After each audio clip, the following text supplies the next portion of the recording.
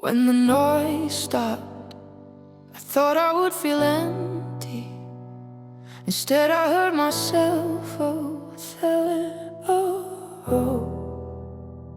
There was always something talking, opinions dressed like concern, expectations disguised as love, advice that felt more like architecture. Carefully designed walls built around who I should be. I learned how to function inside it, smile at the right volume, shrink at the right moment, celebrate things I never chose. The noise was constant, approval, disappointment, comparison, a steady broadcast telling me what success was supposed to look like. I followed it for years until one day it went quiet. Not because the world changed, but because I stopped listening. After the noise, there was a version of me I had never met, unfiltered, unmeasured, unmeasured. After the noise, I didn't need applause to feel legitimate. Silence didn't scare me anymore, it clarified me.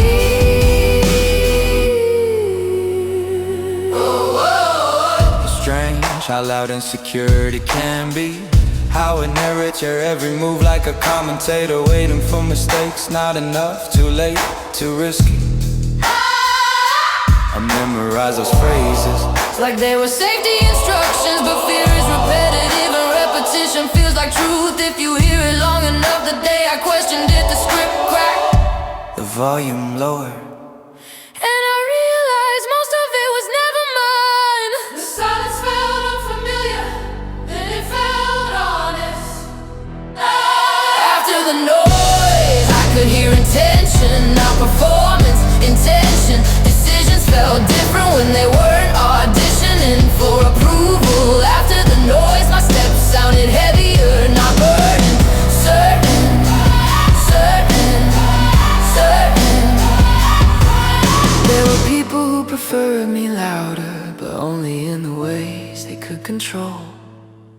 There were rooms that needed me smaller to remain comfortable. I don't blame them. Comfort is persuasive, but comfort has never built anything unforgettable.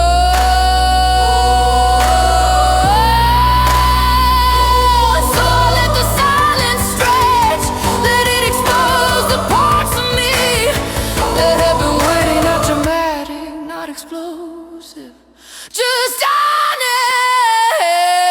After the noise, I stopped rehearsing my existence, I stopped negotiating my instincts, stopped translating my thoughts into something easier to digest. After the noise, I didn't feel bigger, I felt aligned, and alignment is louder than applause.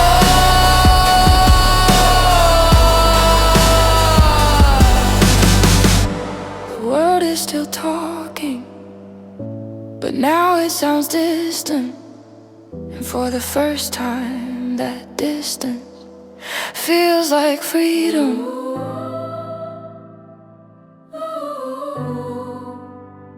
When the noise stopped, I thought I would feel empty. Instead I heard myself, on myself. There was always someone talking, opinions dressed like concern, expectations disguised as love, advice that felt more like architecture, carefully designed walls built around who I should be. I learned how to function inside it, smile at the right volume, shrink at the right moment, celebrate things I never chose. The noise was constant, approval, disappointment, comparison, a steady broadcast telling me what success was supposed to look like. I followed it for years until one day it went quiet.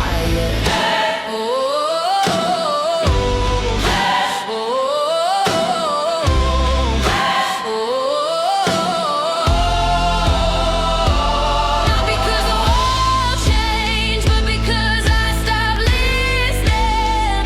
After the noise,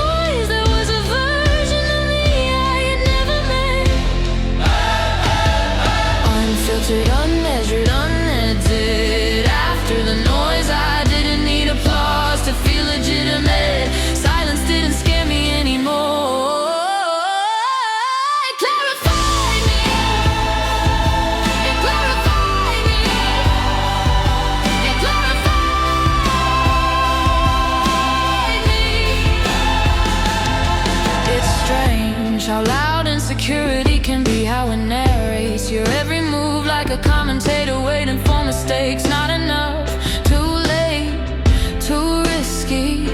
I memorize those phrases like they were safety instructions, but fear is repetitive and repetition feels like truth if you hear it long enough. The day I questioned it, the script cracked, the volume lowered, and I realized most of it was never mine. The silence felt unfamiliar, then it felt honest. After the noise I could hear intention, not performance, intention. Decisions felt different when they weren't auditioning for approval. After the noise, my steps sounded heavier, not burdened, certain. There were people who preferred me louder, but only in the ways they could control. There were rooms that needed me smaller to remain comfortable. I don't blame them. Comfort is persuasive, but comfort has never built anything unforgettable. So I let the silence stretch, let it expose the parts of me that had been waiting. Not dramatic, not explosive, Just honest. after the noise. After the noise, I stopped rehearsing my existence. I stopped negotiating my instincts. Stopped translating my thoughts into something easier to digest. After the noise, I didn't feel bigger. after the noise, I felt aligned. after the noise. And lighter than applause. The world is still talking, but now it sounds distant. And for the first time, that distance feels like freedom.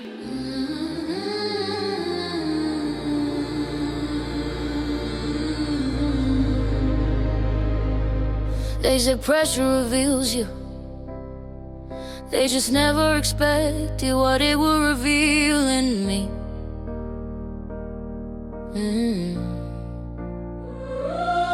I've stood in rooms where the air felt rehearsed, where approval was currency and authenticity cost too much. I learned the choreography, when to nod, when to soften my tone, when to pretend the ceiling wasn't lowering. Inch by inch, expectations arrive pre-written, a script with my name on it and no blank space for it. Is be impressive but not intimidating, be driven but not disruptive. I memorize the lines and stop performing them,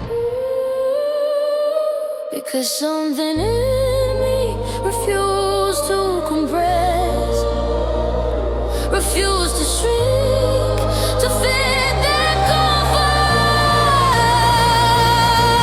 Go ahead, add the weight, stack it higher. Call it reality, call it limits.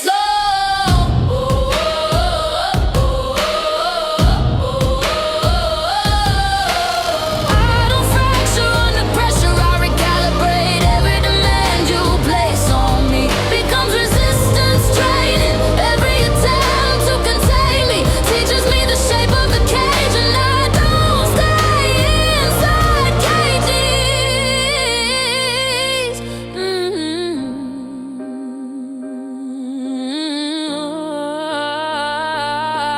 Comparison is a quiet erosion, it doesn't shout, it subtracts. A little confidence here, a little instinct there, until you polish but unrecognizable. I nearly traded instinct for applause, nearly mistook validation for direction, but applause fades fast when it isn't yours. And I would rather be misunderstood than expertly diluted. They call it gravity, they call it realism, they call it knowing your place. I call it negotiation, and I'm done negotiating.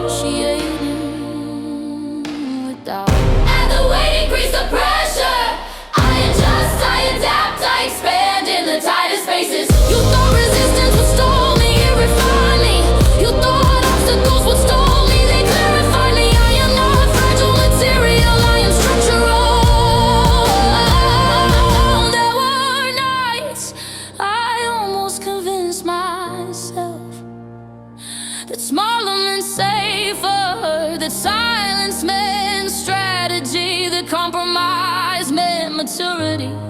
But there's a difference between patience and disappearance, and I refuse to